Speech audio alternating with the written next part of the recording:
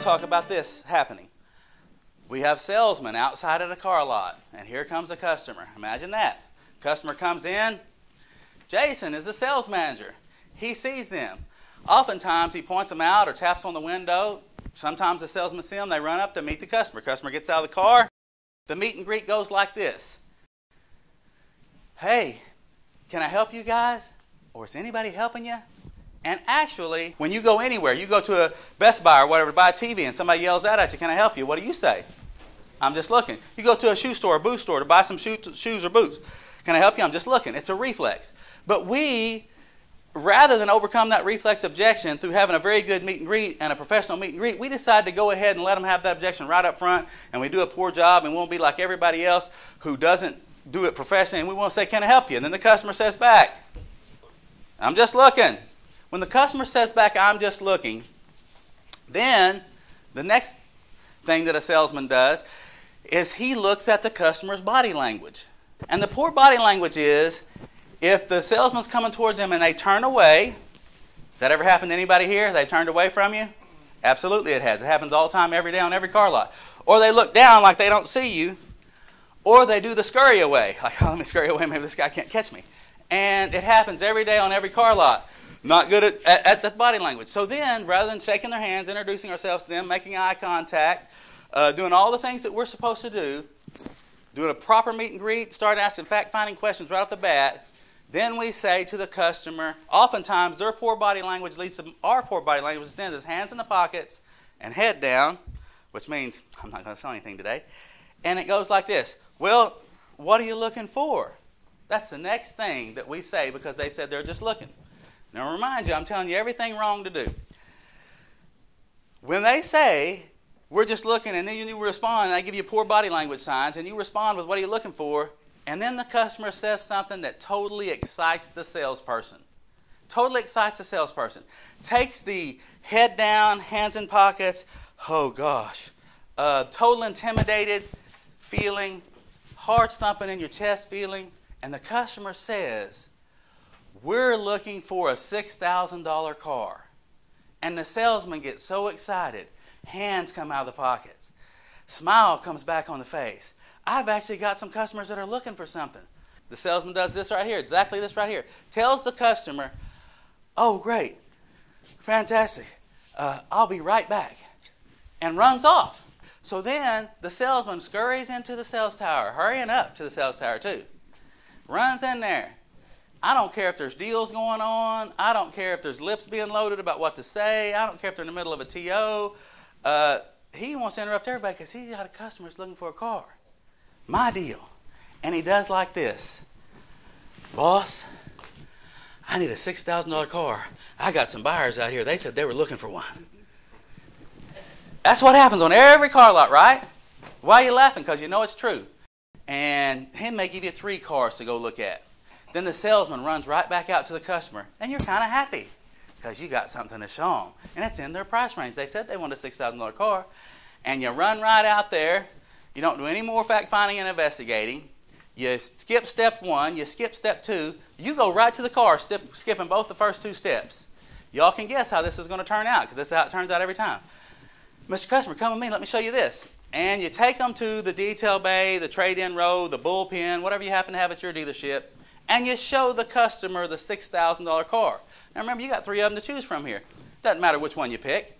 The car they can buy for $6,000, as soon as they see the car, you ever seen the old bitter beer face commercials? They get the bitter beer face. Like, I don't want that car. And then they tell you some stuff that you should have known a long time ago. Then they say this right here. I wanted a Honda. I wanted a Toyota. I wanted a Nissan. I wanted one of those 3 kinds. And you know, I really prefer leather, and I like a sunroof, and I want something with less than 100,000 miles on it. The next thing that happens is the salesman says to himself, this customer is a complete idiot. That's what it says, because he's fixing to tell the manager this. He reaches in his pocket, pulls out a business card, gives the business card to the customer, tells the customer, I'll keep my eyes open for something like that, and if I find it, I'll let you know. Thanks for coming in, and leaves. Salesman goes back to the manager. The manager says to me, where's your customer? and I tell the manager.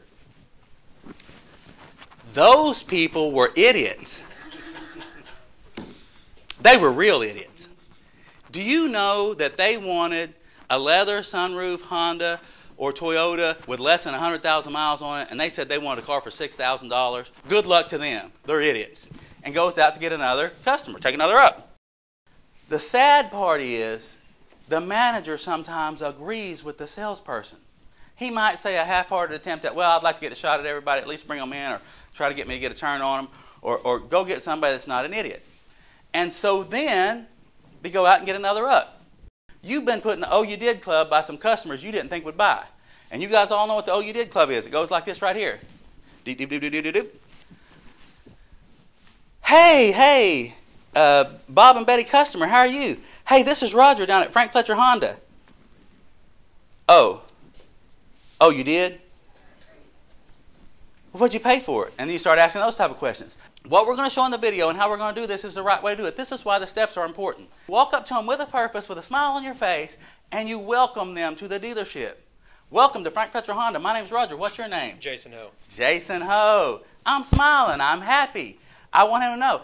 After I meet and greet him and look him in his eyes real close, I kind of step back and I don't put my hands in my pockets. Sometimes I might put them behind my back. Sometimes I might do them like this. They don't go in the pockets. I keep eye contact with the person. If there's more than one person, I introduce myself to everyone. Everyone that's there, even the kids. Say hi to them.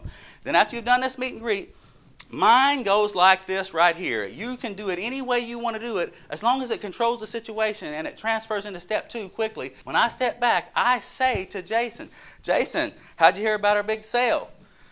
Jason will tell me, I didn't hear about your big sale, blah, blah, blah. I'm just looking for this, this, this, and I say, well, since we are having a big sale, you picked a great day to come out. Who's the lucky one? Who's getting a car, truck, van, or sport utility? Now, he's going to say the same thing to me that he said to the other salesperson. He's going to say this right here. I'm just looking for a $6,000 car. But now watch this. Rather than run off, half-cocked, not knowing what's going on, how he's going to pay for it, if he has a trade, anything about him at all, other than the fact that he asked for a $6,000 car, let me tell you something. A customer that wants a $6,000 car with leather and a sunroof and under 100,000 miles is not an idiot. They're pretty smart. I'd like to have about 1 million of them myself. Does that make me an idiot? Because I make a bunch of money. Everybody else would like to have one too. I'm going to ask Mr. Ho, how did he plan on handling his purchase? Was he going to take advantage of dealership financing and our specials that we have? Is he going to go to the bank and get his own money? Or maybe I could beat the rate? Or is he going to write me a check or count $100 bills? How do you plan on handling your purchase? Do you know what their normal response is? What kind of finance specials do you have? Is what they typically say. And always we have finance specials. So at this point right here, now I have a place to go with him because now I know that if he asks about dealership financing, that he's going to do what? What? He wants to finance a car. Then you go into the fact finding and investigating. You ask the customer if they have a trade-in. If they don't have a trade-in, what were they driving for and what did they do with it? Where did they buy it? How long did they keep it? Where did they finance it? What were the payments? What was the equipment that you had on that car that you really liked that you'd like to have on another one? You start asking these type of questions. Pretty soon, the customer tells you the truth. And the truth is they've equated this $6,000 in their mind to a $250 payment. So now I went from having to show them the cars out by the detail bay and the cars that are parked on the trade-in row that aren't detailed, that need tires, that have cracked windshields, that stink when you open the door, to I've got a bunch of cars on the new car lot and the used car lot that I can show this customer. When they say $6,000, I don't run off looking for a $6,000 car because I got to learn to listen between the lines. Listen between the lines. When he said $6,000, what he really meant is I want a bargain on a car. I want a great deal on a car. That doesn't make him an idiot. Actually, when I run him off after I can't find a $6,000 car, it makes me an idiot. And my manager that let me do it, what does it make that person? He or she or him. They're going to be my managers. What does it make them? That makes them the same.